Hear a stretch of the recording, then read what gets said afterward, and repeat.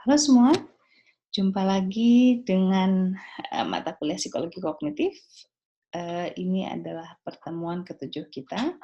Topiknya adalah mental imagery and cognitive maps. Akan terdapat 4 video yang harus Anda tonton, yang terdiri dari 4 bagian. Nah, kali ini adalah bagian pertama, yaitu overview mental imagery. Nah,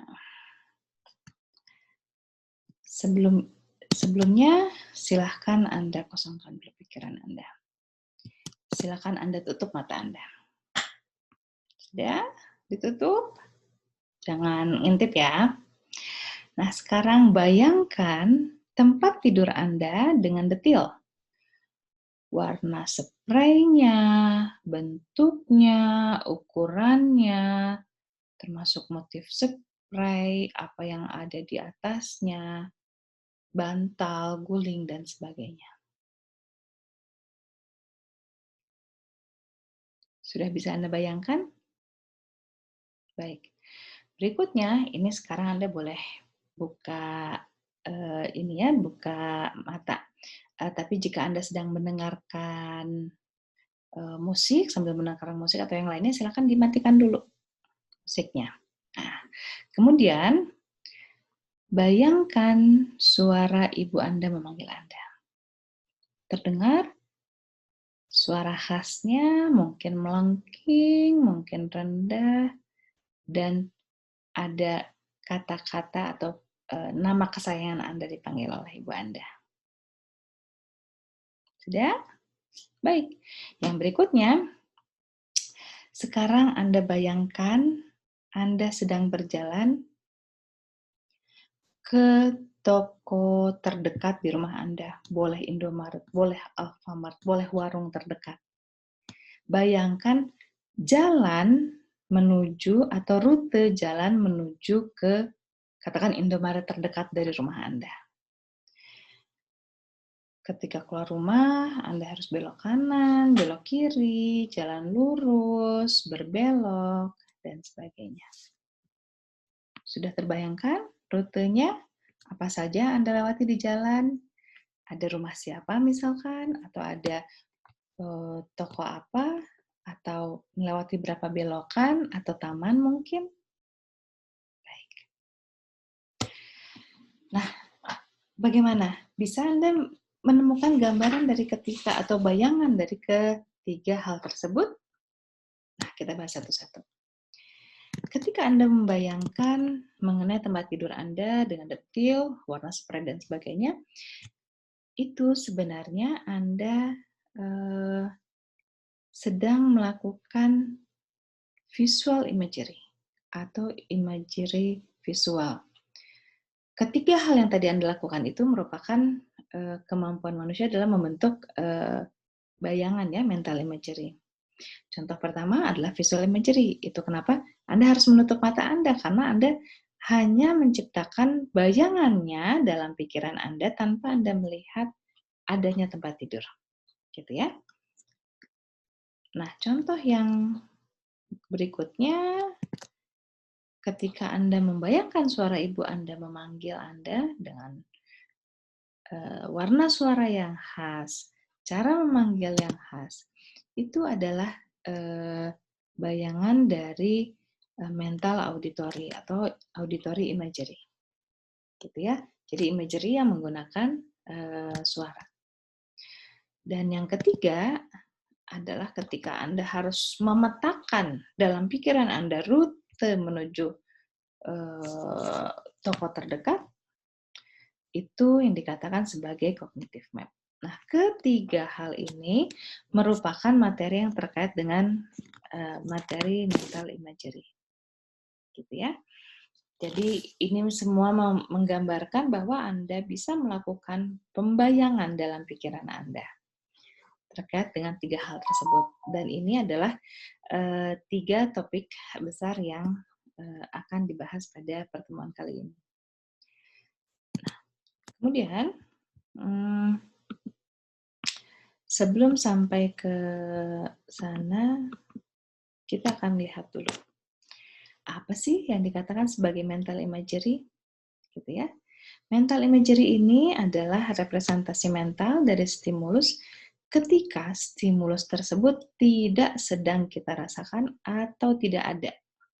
Artinya sama seperti tadi, Anda diminta untuk mematikan suara-suara ketika Anda harus mendengar atau membayangkan suara ibu Anda.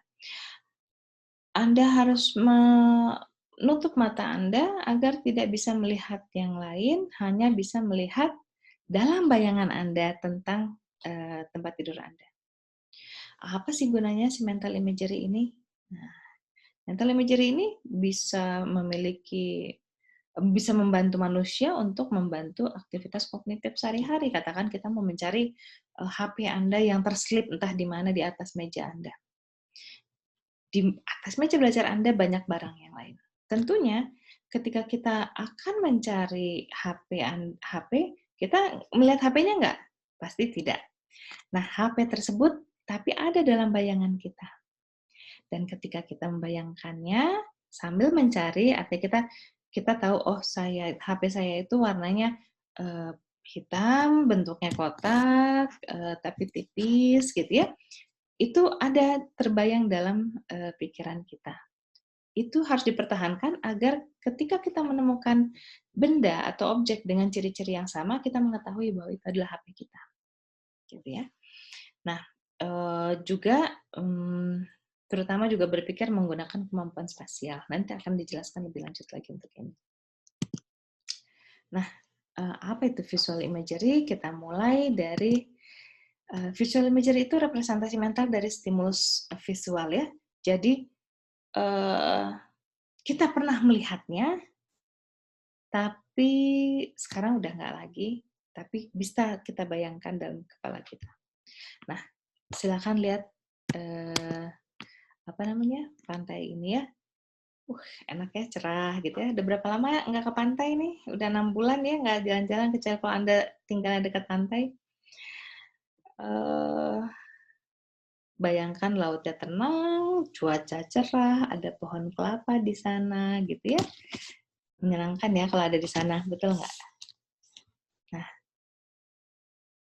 bisakah Anda membayangkan kalau Anda ada di pantai ini, ada di mana posisi Anda? Berdiri, duduk di pantai, di pasir, membawa bangku malas, atau ada di bawah pohon kelapa? Bisakah Anda membayangkan hal tersebut? Nah, ketika Anda membayangkan itu, Anda benar-benar ada di sana nggak? Pernah nggak Anda ke pantai ini? Saya juga nggak tahu ini pantainya dari mana ya, ini saya ngambil gambarnya dari Google. Tapi bisa membayangkan nggak kalau Anda ada di sana? Waduh, sambil mungkin duduk di pantai, kaki terkena ombak-ombak kecil gitu ya. Bisa Anda bayangkan, atau Anda bisa membayangkan bahwa mungkin kaki Anda terkena basah sedikit, atau Anda sedang ada di atas kursi malas, dan ini adalah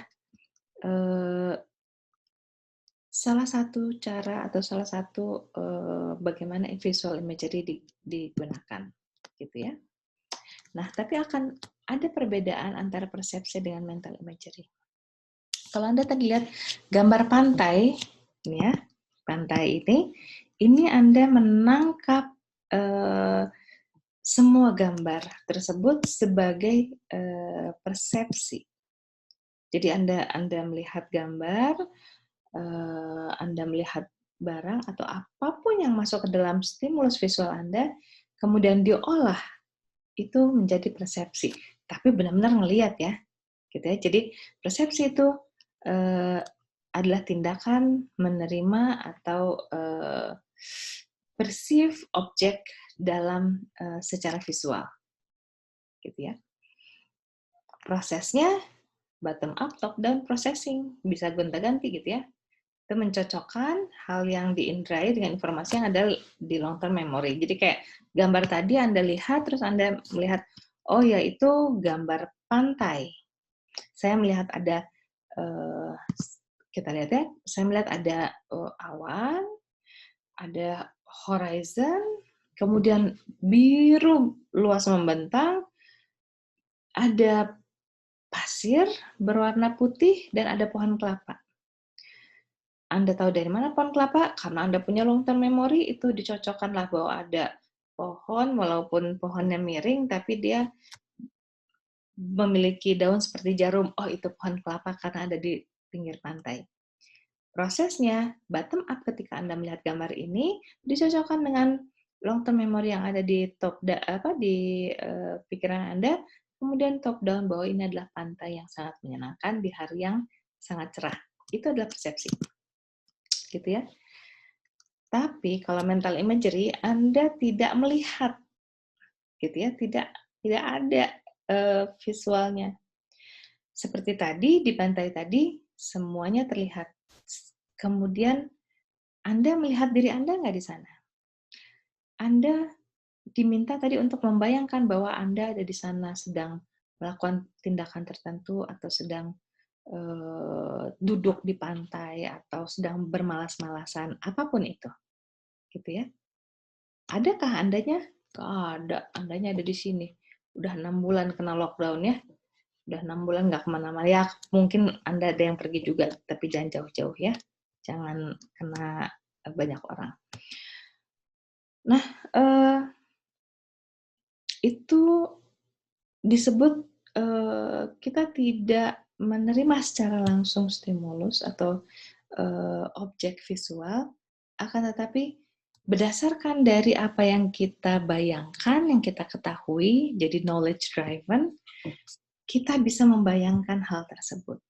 Prosesnya tentu tidak melibatkan bottom up karena kita tidak melihat, kita tidak menerima atau perceive apapun, objek apapun. Benar-benar itu murni dari sifatnya atau prosesnya top down. Mengandalkan informasi yang disimpan dalam long term memory untuk membuat mental image tentang kita sedang santai-santai di pantai, gitu ya. Nah, jadi apa itu mental image? Gitu ya. Nah, kemampuan untuk memanipulasi mental image ini adalah apa ya?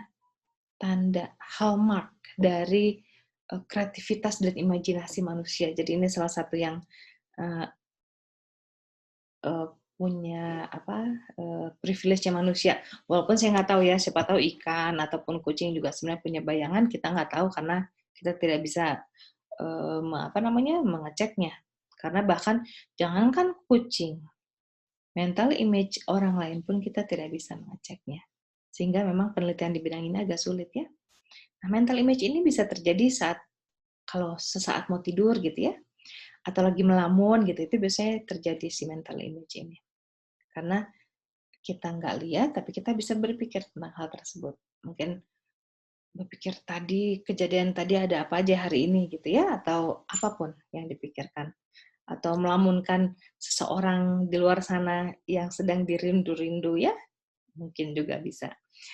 Nah, mental image ini merupakan hasil dari proses berpikir secara umum. Jadi ini general aja sih yang dipikirin gitu ya. Dan dia menandai kreativitas dan imajinasi dan diperlukan untuk ilmu-ilmu STEM, Science, Teknologi, Engineering, dan Matematika. Mengapa diperlukan untuk keempat ilmu ini? Karena keempat ilmu ini biasanya memang membutuhkan kemampuan untuk mempertahankan mental imagery di dalam pikiran atau di dalam memori kita untuk bisa dilakukan manipulasi secara mental terhadap apa yang dipikirkan, gitu ya. Nah, kemampuan dari mental images ini bisa dilatih melalui merotasi gambar secara mental. Jadi kita misalnya diberikan gambar-gambar apa itu. Ini kalau misalnya kita putarkan ke kanan, kita gulingkan ke kiri, atau di rolling akan jadi seperti apa gitu ya. Nah, Tapi seperti tadi, kemampuan ini sangat sulit untuk diteliti. Kenapa? Karena nggak bisa diakses, nggak bisa dilihat. Jangankan yang punya orang, yang punya kita sendiri aja agak susah untuk kita untuk mengaksesnya. Memang bisa kita meminta orang melaporkan, "Hey, kamu tadi ngelamunin apa?" gitu ya. Kita melakukan penelitian itu dan responden diminta untuk menuliskan, tapi ingatan seperti kita sudah pelajari, ingatan itu tidak kadang-kadang menipu, gitu ya. Belum tentu responden pun mengisi dengan tepat, gitu ya. Nah, nah oleh karena itu penelitian di bidang ini relatif cukup sulit, gitu ya. Nah, baik, rasanya ini akhir dari bagian pertama. Kita akan melanjutkan pada bagian berikutnya ya, yang bagian kedua.